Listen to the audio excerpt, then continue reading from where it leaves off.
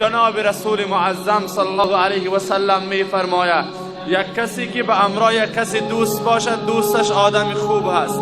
در روز قیامت همین انسانی که به امرای انسانهای خوب دوستی کرده در روز قیامت وقتی که دوستای خوبش به جنت پروردگار می روند، این دوستشان که بدکار و بدعمل بود به دوزخ پروردگار رفته است.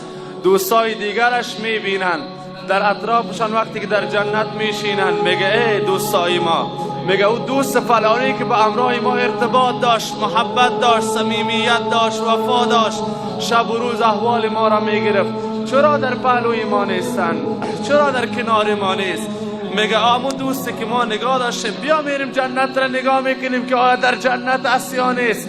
میره جنت را نگاه میکنه که در جنت نیست. میگه ای پروردگارا فلان دوست ما در کجاست؟ میگه در دوزخ داخل شده. دوست ما در دوزخ داخل شده. میگه ای پروردگارا جنتت برای ما خوشایند نیست که دوست ما در دوزخ باشه.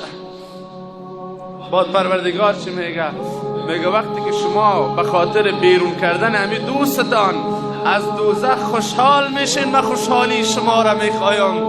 برین دوستتان را دستش بگیرین از دوزخ بیرون کنین به جنت پروردگار.